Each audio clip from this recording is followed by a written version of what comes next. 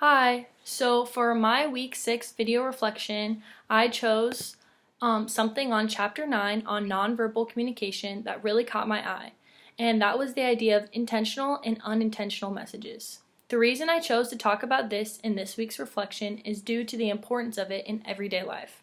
As all the time, there are messages that are sent intentionally and then messages that are unintentional and sometimes come across the wrong way.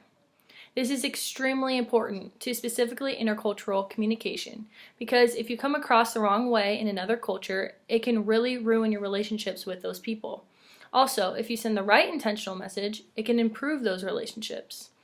The book gives examples of if you're frowning because of the sun is in your eyes, it can give the impression that you're angry, when in fact, you're really not angry, it's just the sun was in your eyes. Secondly, if you look upset after a phone call, it could lead a person needing to speak to you thinking that you are unhappy or that something is wrong, leading them to not talk to you at all.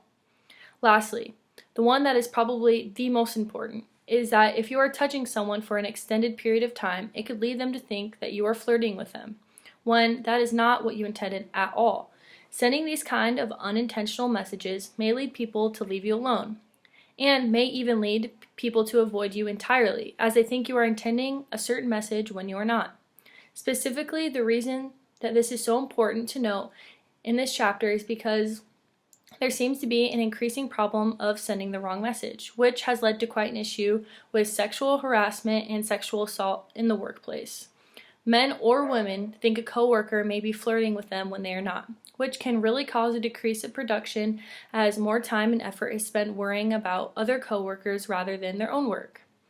Sending messages is probably the most important aspect of communication because sending the right message or sending the wrong message can affect the entire relationship as a whole, which really means it should be getting the most attention. So that's what I did for my week 4 video reflection. Hope you enjoyed and hope you have a great Thanksgiving. Bye.